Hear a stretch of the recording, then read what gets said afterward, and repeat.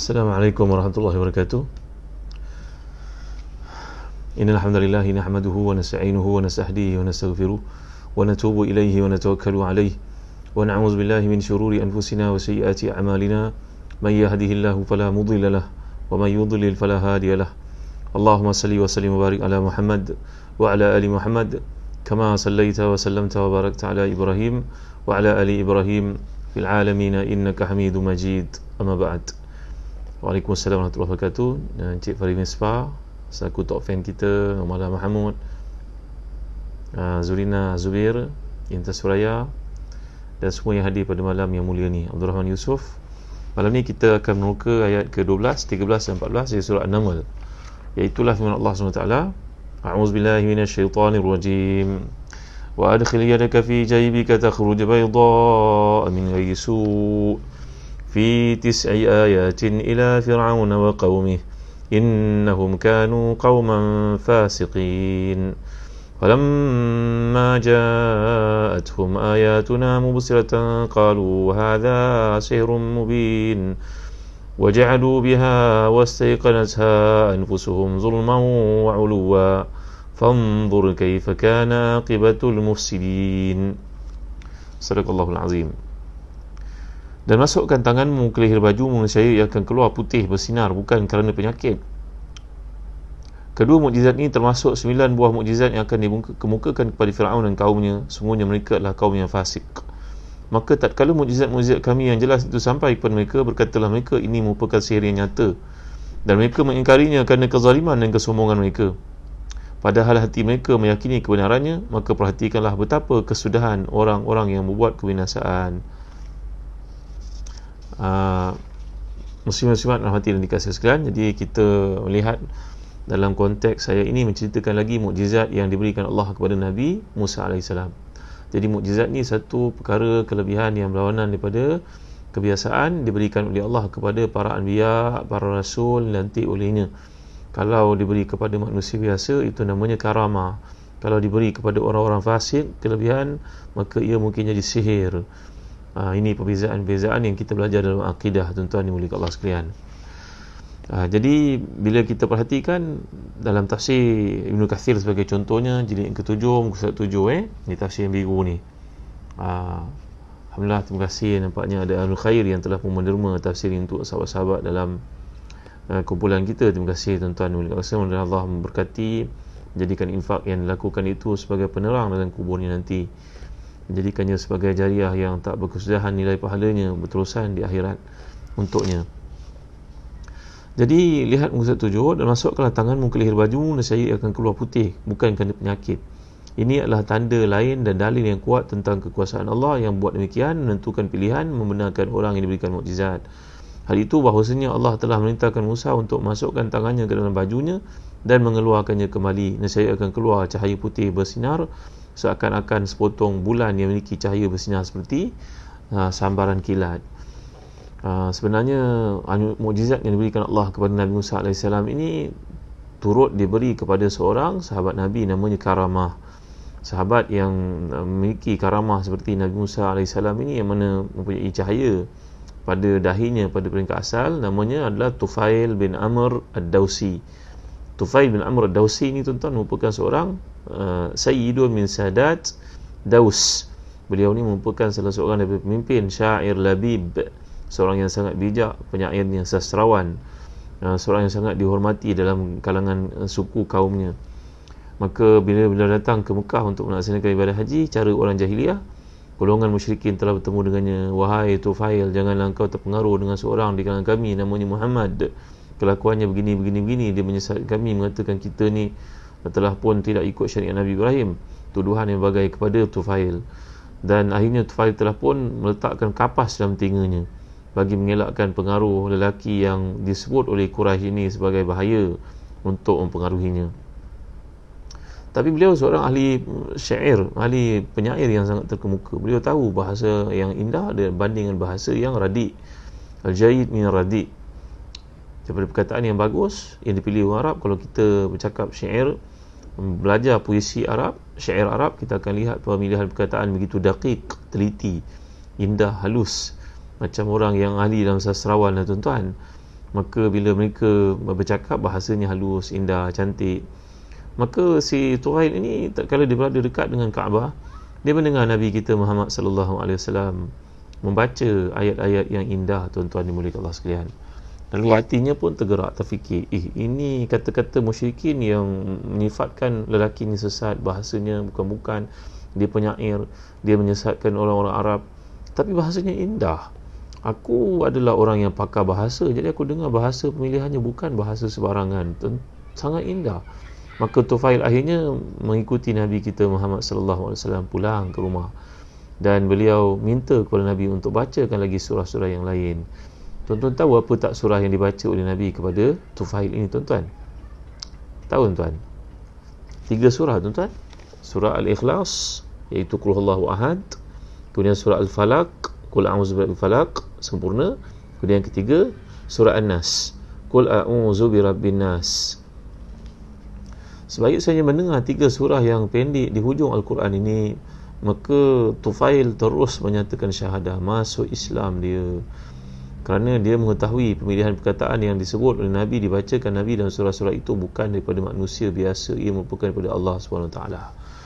Sekarang Tufail pun berkata kepada Nabi SAW, wahai Rasulullah, saya nak pulang jadi pendakwah kepada Daus, berilah kepada saya satu tanda yang dengan tanda itu akan menyebabkan kabilah Daus mudah untuk membenarkan saya. Maka Nabi pun doakan untuk Tufail, Allah berikan kepadanya sebuah cahaya yang sangat indah bergemelapan di antara 2 biji matanya, tuan-tuan. Ya. Maka Tufail pun dah berjalan pulang, dia masih resah, takut nanti kawan mengatakan ini merupakan satu tanda sebab dia keluar daripada agama datuk nenek moyang. Maka Tuhan berikan kepadanya, Tuhan mereka lah, Tuhan jahiliah lah, berikan kepadanya tanda seperti penyakit di kepalanya.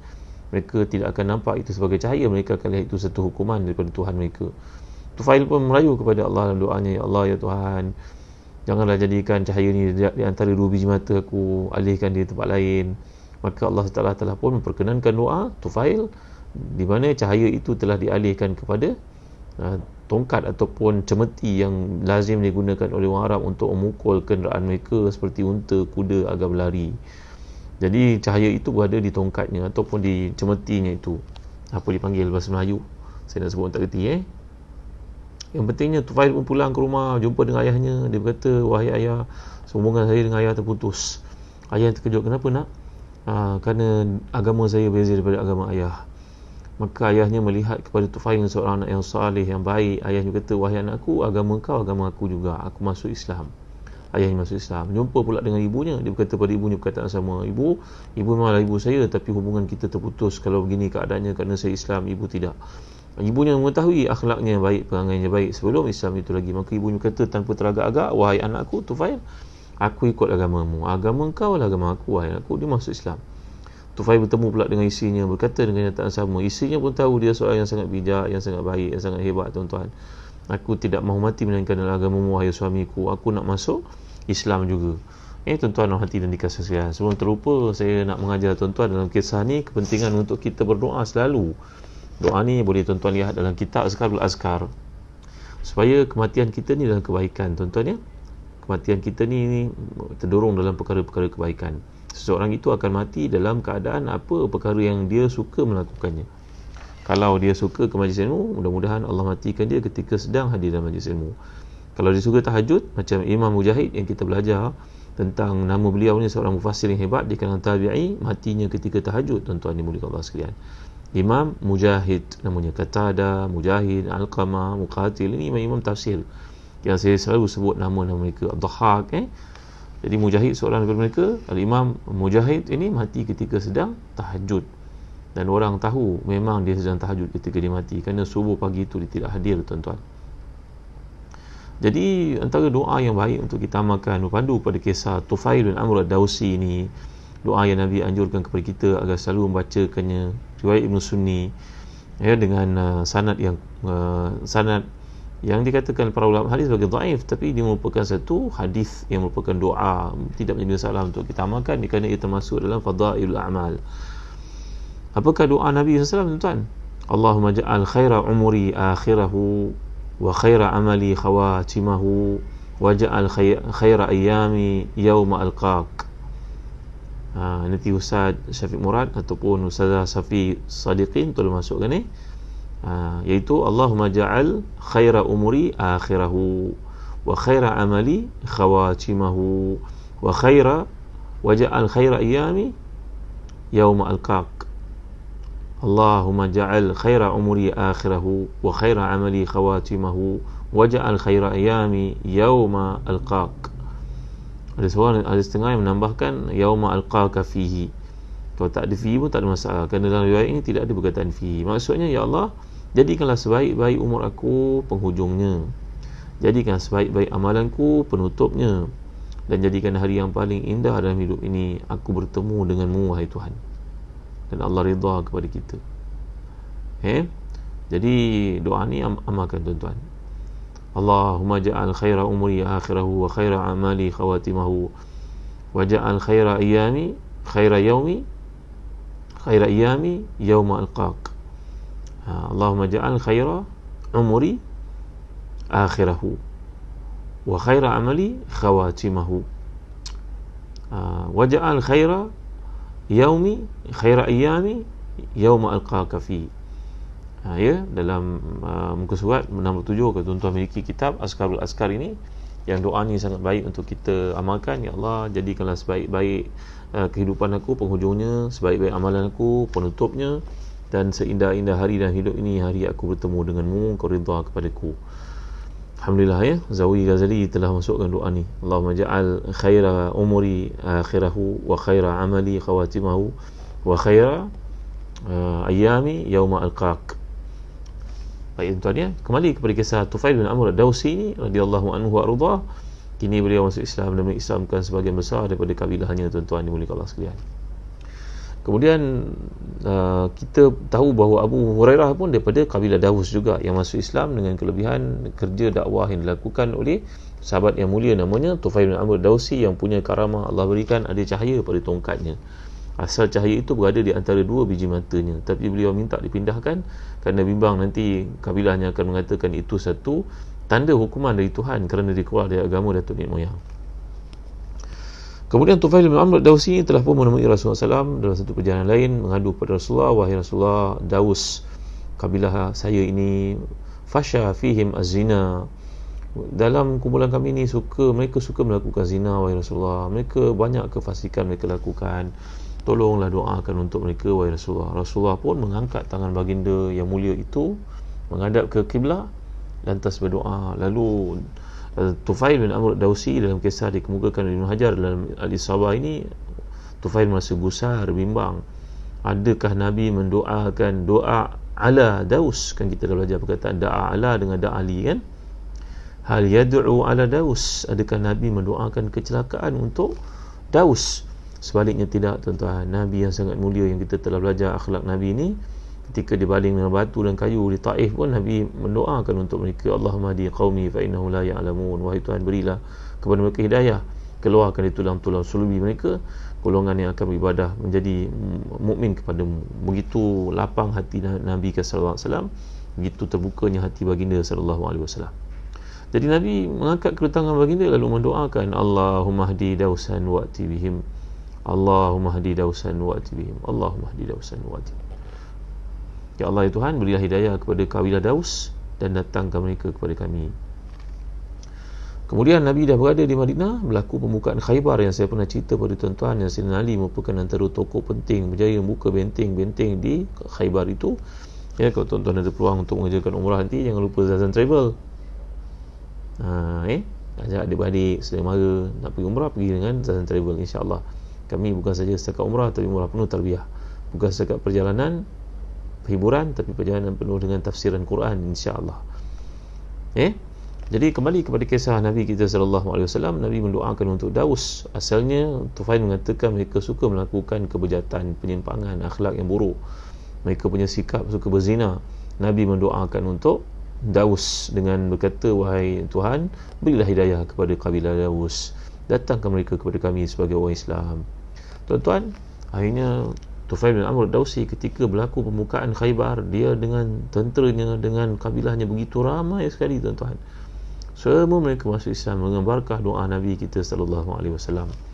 Jadi kita kembali pada kisah Nabi Musa AS ini yang Allah berikan kepadanya tanda, iaitu mukjizat yang kedua. Di samping pertama, tongkat bertukar menjadi ular, dan kita telah bincangkan ular itu ular kecil yang lincah, dan dalam Quran banyak menggunakan perkataan seperti hayya, seperti jan, seperti alfa'a, thu'ban.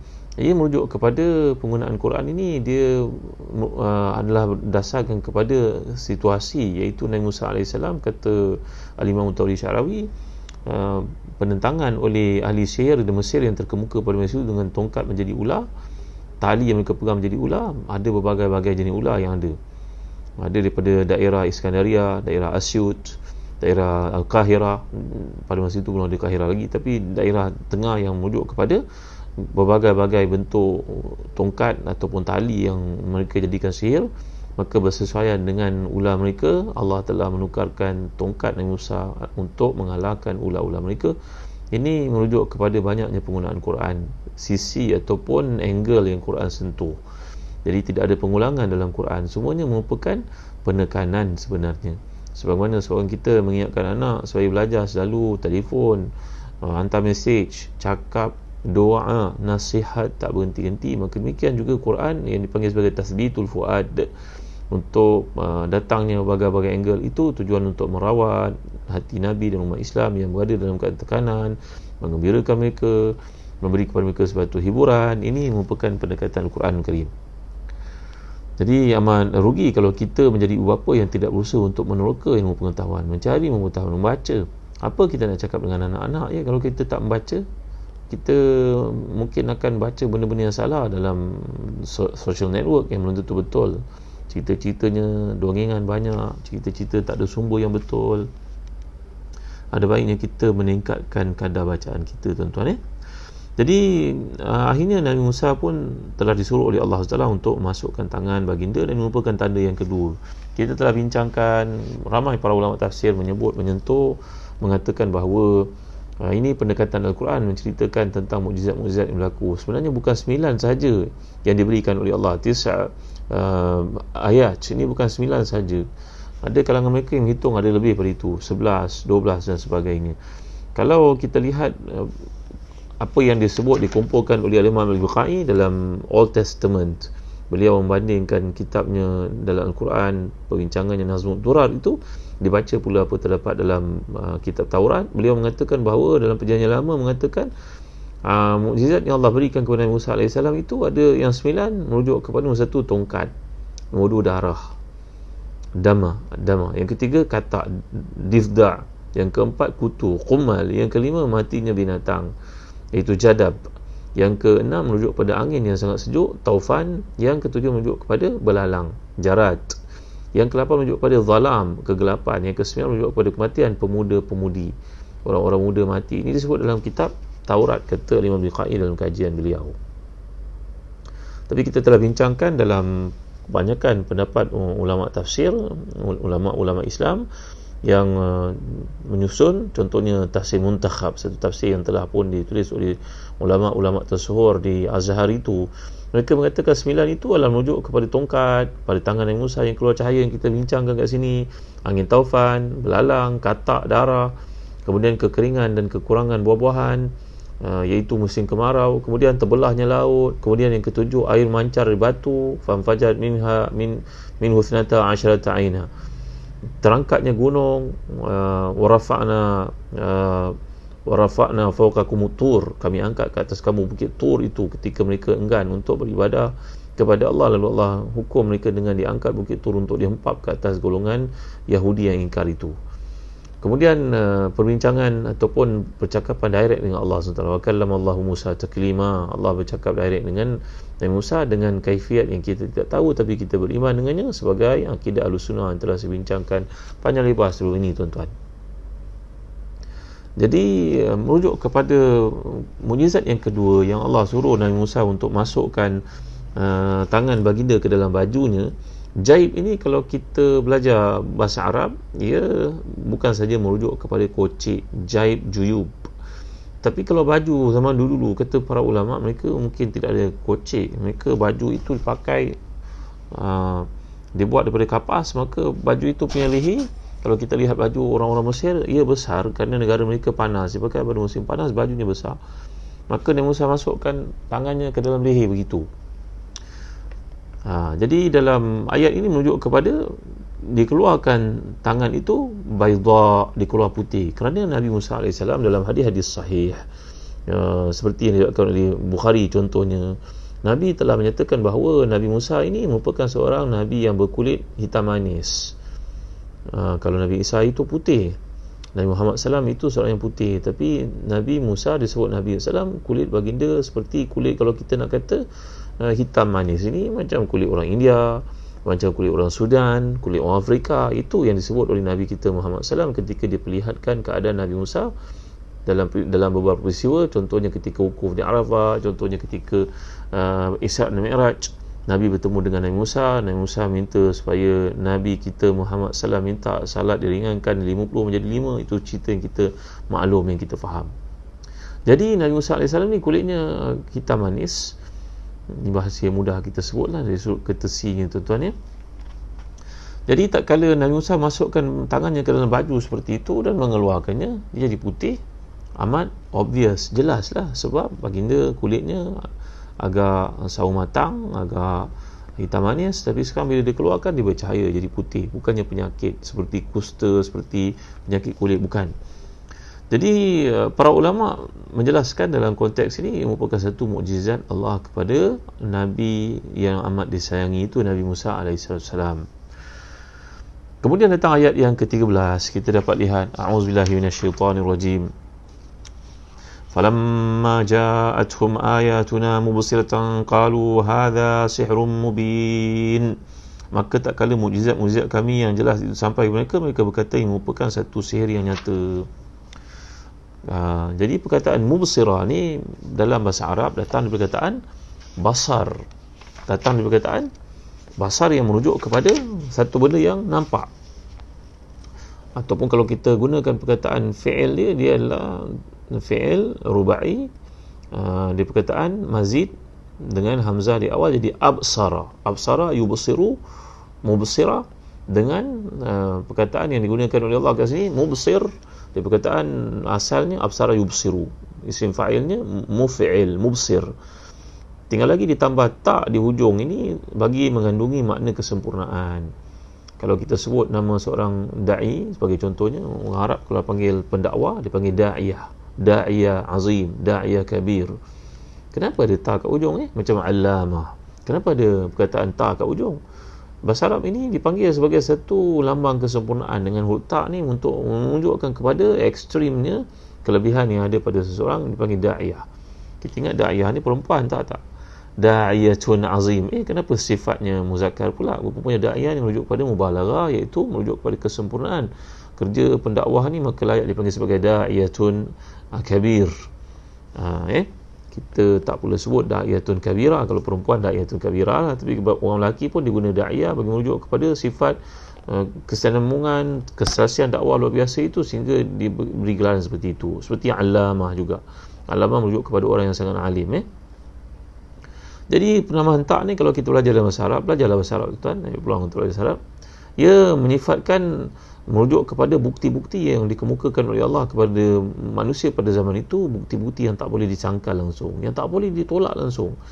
Ini dalam bahasa Arab dikatakan oleh Al-Imam Abu Sa'ud dalam tafsirnya, beliau berkata merujuk kepada perkataan yang digunakan oleh Allah ni, bayyinah dipanggil ismul fa'il utliqa al-maf'ul isy'aran bi annaha li farati wudu'iha wa inaratiha ka'annaha tubsiru nafsaha law kanat mimma yubsiru atau zat tabassur min haitsu annaha tahdi wal, dan digambarkan sini wal a'ma la yahtadi fadlan anil hidayah. Jadi gambar yang disebut di sini gambaran untuk dikatakan mubsir ni isim fa'il sebenarnya, tapi sebenarnya dia maf'ul, tapi digunakan dalam bentuk isim fa'il bagi merujuk kepada sifat itu, sifat yang menguasai, iaitu mukjizat diberikan oleh Allah kepada Nabi Musa ni satu mukjizat yang terang sangat. Kalau kita sebut sebagai contohnya, ni dalam bahasa Melayu kita sebut kereta yang mahal itu dipanggil apa? Kereta yang mahal itu mengaum bila dipandu dengan lajunya, bila tekan minyak oleh drivernya. Mengaum tu bahasa Melayu, kita nak bagi sifat kepada kereta tu kan. Saya nak bagi tuan-tuan faham lah kereta yang mahal itu mengaum ketika dipandu dengan lajunya oleh driver ketika testing itu, test car tu tuan. Jadi perkataan mengaum ni sifat kepada kereta, tapi sebenarnya dia maf'ul, dia objek, dia adalah satu keadaan yang berlaku, tekanan diberi kepada kereta itu sehingga dia mengeluarkan suara mengaum itu. Jadi kat situ dalam bahasa Arab, kalau kita perhatikan sama macam kat sini, dia isim fa'il tetapi dia merujuk kepada maf'ul sebenarnya. Dia adalah pelaku kereta itu yang mengaum, tapi dia gunakan dalam bentuk mubsir, macam mengaum ni tadi merujuk kepada objek seolah dilakukan ke atasnya bagi menggambarkan hebatnya kereta tersebut. Jadi isim fa'il tapi merujuk kepada maf'ul kerana terlalu jelas, terlalu serasi sifat itu dengannya. Saya harap tuan-tuan fahamlah, tuan-tuan yang dimiliki Allah sekalian ya. Jadi bila kita lihat Allah gunakan di hujung ayat ini, pada ayat yang ke-14, wajahadu biha wastaiqanatha anfusuhum zulma wa uluwa fanzur kaifa kana aqibatul mufsidin. Jadi Allah gambarkan pada ayat yang ke-14 di sini, dan mereka mengingkarinya kerana kezaliman dan kesombongan padahal hati mereka meyakini kebenarannya. Maka perhatikanlah betapa kesudahan orang yang berbuat kebinasaan. Rujuk pada muka surat ke 8 daripada tafsir jilid ke-7 tafsir Ibn Kathir ni tuan-tuan. Jadi pengarang mengatakan bahawa haza sihrun mubin, ini merupakan sihir yang nyata, dan mereka hendak mengalahkannya dengan sihir mereka, lalu mereka pun dikalahkan dan dihina. Wajahadu, mereka mengingkarinya dalam urusan yang paling nyata, wastaqanatha anfusuhum zulma wa uluwa, padahal hati mereka meyakini kebenaran yang dibawa oleh Nabi Musa AS. Ini dipanggil sebagai kufur juhud tuan-tuan. Pagi tadi di 3 saya jelaskan dalam Tanyalah Ustaz tentang jenis-jenis kufur. Salah satu kufur yang membawa seorang itu kepada kekafiran adalah kufur penentangan yang bersifat pendustaan, kebencian, kemeluatan, padahal dia tahu kebenaran tapi dia tidak mahu ikut. Jadi dalam ayat ini, wastaqanatha anfusuhum zulma wa uluwa, hati mereka yakin. Wastaqanatha datang dari perkataan yakin sebenarnya. Dalam bahasa Arab ini kalau kita belajar, istaqanat datang dari perkataan aiqana di atas zan af'ala. Jadi kalau ditambah dengan sin dan ta, dalam bahasa Arab ambil kaedah ni, polisi ni, semakin banyak bertambah huruf dalam satu perkataan, maka semakin kukuhlah maksud perkataan itu. Kalau sebut aiqantu bi anna al-mudarris acin, saya yakin pensyarah mesti datang, lambat pun dia mesti datang, dia tak pernah miss kelas. Aiqantu, saya yakin. Tapi kalau sebut istaiqantu, aku yakin, aku benar-benar yakin, sebab dia jadi wazan istafa'ala. Jadi penambahan huruf sin dan ta kalau kita belajar bahasa Arab dalam bab saraf contohnya, dia tujuan untuk mengukuhkan kandungan makna. Jadi golongan musyrikin pimpinan Firaun laknatullah ni sebenarnya mereka yakin dengan sebenar-benarnya apa yang dibawa oleh Nabi Musa itu satu kebenaran, macam juga kaum Quraisy meyakini apa yang dibawa Nabi kita Muhammad SAW satu kebenaran, tapi hati mereka telah pun bejat, telah pun keras, hati mereka menjadi hitam kerana banyak melakukan maksiat dan penyimpangan. Itu akibatnya mereka menolak kebenaran walaupun mereka tahu ia adalah perkara yang datang dari Tuhan. Jadi mereka mengetahui dalam diri mereka bahawa hal tersebut benar daripada Allah, tapi mereka mengingkarinya, menentang dan menyombongkan diri terhadapnya kerana kezaliman dan kesombongan, iaitu menzalimi diri mereka sebagai satu sifat yang terlaknat. Uluan ni makna sombong. Oleh itu Allah berfirman, fanzur kaifa kana aqibatul mufsidin, maka lihatlah betapa kesudahan orang yang melakukan kebinasaan. Dan perhatikanlah wahai Muhammad sallallahu alaihi wasallam, bagaimana kesudahan penentang-penentangmu yang ada di Mekah ini. Tidakkah mereka kecewa di medan Badar? Mereka dibunuh, dilonggokkan dalam telaga yang ada di sana, pergi buta, dibuang jasad mereka satu-satu, dan keluarga mereka di Mekah menangisi kematian mereka itu. Semuanya ibarat bangkai bernyawa dicampakkan ke dalam perigi buta itu. Jadi ini adalah bukti daripada Allah SWT bahawa Allah mampu untuk mengalahkan musuh-musuhmu wahai Muhammad, sebagaimana Allah telah pun membinasakan golongan menentang Nabi-Nabi yang terdahulu. Jadi waspadalah kamu wahai sekalian menentang dan mendustakan dibawa oleh Muhammad sallallahu alaihi wasallam terhadap apa hukuman seksa azab yang pernah diturunkan oleh Allah kepada golongan menentang nabi-nabi terdahulu. Kisah ini dibawakan oleh Allah SWT kepada nabinya sallallahu alaihi wasallam tasliyatan, untuk memberi berita gembira kepada nabi kita sallallahu alaihi wasallam. Jadi sungguhnya Muhammad itu lebih mulia dan lebih besar daripada Musa. Kalau Muhammad SAW lebih mulia dan lebih besar daripada Musa AS, kerana beliau baginda merupakan Nabi yang penghabisan, Nabi Ulul Azmi yang paling tinggi, bagaimana pendapat kamu? Kalau Musa pun begitu dahsyat ditenggelamkan oleh Allah, Fir'aun dan bala tenteranya, agak-agak kamu kalau kamu menentang Nabi yang lebih hebat, lebih tinggi makamnya daripada Musa itu, di mana kamu nak letak muka kamu dan diri kamu sebenarnya? Ini amaran yang dikemukakan oleh Allah SWT. Jadi dalil yang dibawa oleh Muhammad SAW ternyata lebih kuat daripada dalil yang dibawa oleh Nabi Musa. Walaupun Nabi Musa diberikan 9 atau 11 atau lebih mukjizat, tapi Nabi kita SAW dengan Al-Quran yang berkekalan sampai ke akhirat ini ternyata mengatasi semua mukjizat yang dihantar kepada Nabi-Nabi terdahulu. Ja'an nabiyyuna bil ayati fansarmat waji'tana bi ayatin ghairi munsarimi ayatuha kullama tala judadun yazinuhunna tulul itqi wal qidami. Wahai sekalian manusia, kata penyair terkemuka Ahmad Syauqi, penyair bumi Nil, dipanggil penyair Mesir, datang para nabi membawa berbagai-bagai mukjizat, tapi mukjizat mereka semuanya sudah berakhir. Kalau kita nak tengok pun dah tak dapat nak tengok.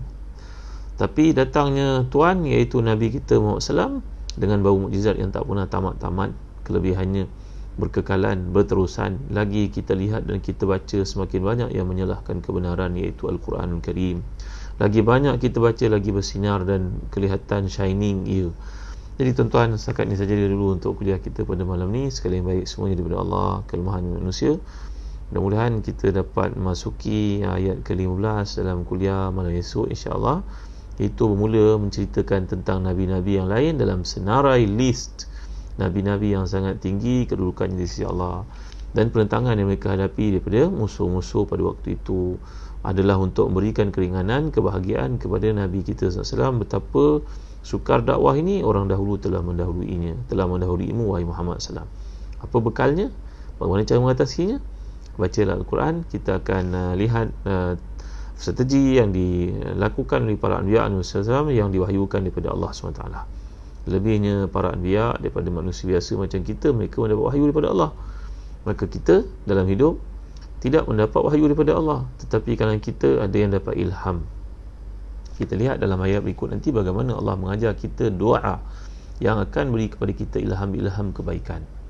Bagaimana pentingnya istisyarah dalam proses untuk menjadikan kita manusia yang keputusan-keputusan kita dekat dengan tepat. Tak tepat 100% betul, tapi dengan sebab bekalkan hidayah yang Allah berikan, taufik, inayahnya, kasih sayang, rahmatnya, dan juga panduan yang dikemukakan itu dengan apa yang tunjukkan Nabi kita Muhammad SAW, dengan mesyuaratnya, dengan istikharahnya, kita boleh mendekati kepada keputusan yang tepat, insya-Allah. Dan saya akan ceritakan bagaimana pentingnya istikharah dalam hidup, tuan-tuan. Kerana ada kalangan kita bila nak istikharah, nak kena nampak dulu dalam tidur, dalam mimpi, baru nak buat. Adakah begitu? Atau Islam ada solusi yang lain? Baik tuan-tuan, setakat itu saja dulu. Terima kasih kerana kehadiran tuan-tuan meraihkan kuliah kita pada malam ni. Panjangkanlah pada seramai orang Islam yang ada di luar. Moga-moga mereka dapat hidayah dengan apa yang kita sampaikan. Mungkin kita tak boleh nak bercakap, tapi kita menyampaikan video-video yang baik kepada mereka. Mereka pun dapat memahami Quran. Mereka dapat memahami Quran, kita dapat pahala tak kurang sedikit pun. Tolong panjangkan tuan-tuan ya. Tolong sharekan ke seramai orang yang kita kenal. Jangan penat untuk melakukan kebaikan. Kerana kebaikan ni ada, di antara hadis mengatakan ruba sami'in aw min ruba muballighin aw min sabi'. Mungkin orang yang kita sampaikan kepada mereka kebaikan itu, mereka mengamalkan lebih baik daripada kita yang mendengar. Maka pahala yang mereka tempah di sisi Allah tu, kopi daripadanya ada untuk kita. Satu bahagian untuk kita, tak kurang sedikit pun apa yang mereka ada. Allah Maha Kaya. Jadi tuan-tuan jangan lupa, insya-Allah esok saya akan muncul di Astro jam 9 pagi. Kalau tuan-tuan ada peluang, hadirlah untuk menonton di Astro pada jam 9 pagi esok, insya-Allah Isnin. Dan bagi tuan-tuan yang belum melakukan korban, berniat untuk melakukan korban, kami di Zahazan Travel bersedia untuk bekerjasama dengan tuan-tuan. Sama ada di Damsyik, alangkah ramainya orang susah di Damsyik, kesan perangan, Dan di Mekah, alangkah ramainya orang susah di Mekah kerana tak ada musim haji pada tahun ini daripada jemaah-jemaah sedunia. Hanya terbatas pada negara tertentu ataupun tempat tertentu, golongan tertentu saja. Maka orang-orang yang susah di sana tidak ada pekerjaan, tuan-tuan. Dah lama mereka tak ada kerja. Kita cuba untuk memenuhi keperluan mereka. Kalangan mereka merupakan saudara mara kita di Malaysia yang duduk kat Saudi berpuluh tahun mereka tak pulang ke Malaysia. Mualat mereka ni dipanggil, lahir di sana. Jadi kami bercita-cita untuk membantu mereka. Ada tuan-tuan yang nak melakukan korban, akikah, kami bersedia untuk membantu. Itu juga di Afrika. Dan tuan-tuan yang memiliki anak-anak, jangan lupa lihatlah di dalam Facebook ini pegawai-pegawai Telaga Biru yang bersedia untuk membantu tuan-tuan bagi menyediakan buku-buku latihan topikal berbagai-bagai subjek daripada darjah 1 sampai darjah 6, tingkatan 1 sampai tingkatan 5, yang meliputi peperiksaan macam PSR, PSRA, PKK, PT3, SPM saja bagi anak-anak kita latihan. Walaupun tahun ni tak ada peperiksaan, mudah-mudahan mereka dapat mengukuhkan ilmu pengetahuan mereka. Kalau tak, kita takut mereka tak ada pengisian, mungkin diisi dengan benda pembaziran waktu dan perkara yang sia-sia. Paling memang kita takut anak-anak kita terjebak dalam jenayah-jenayah cyber yang ada pada zaman ni, tuan-tuan. Orang ada macam-macam flicks, buka saja gambar yang bukan-bukan. Iman yang berbicara, tuan-tuan. Hati kita yang nak tengok atau tak tengok. Allahu Akbar. InsyaAllah tabaraka kasihan anak kita terdedah macam-macam angkara manusia yang rakuskan harta pada zaman moden ni. Kalau kita tak ingatkan anak-anak kita pukul 9 malam, semalam nak tidur, pulangkan handphone pada ayah tak mahu rumah ayah ni jadi sangkar, sarang maksiat, minta pada anak-anak kita, tuan, kerana kita tahu apa yang berlaku waktu malam. Besok subuhnya entah ke mana, baca Qurannya entah ke mana. Jadi isilah mereka dengan perkara-perkara kebaikan. Latih mereka jadi imam, latih mereka untuk hafal surah-surah juz amma, latih mereka untuk bangun tahajud, latih mereka untuk buat pengisian subjek yang kami terbitkan, insya-Allah berlandaskan kepada DSKP, silibus KSSM yang Kementerian Pendidikan tetapkan.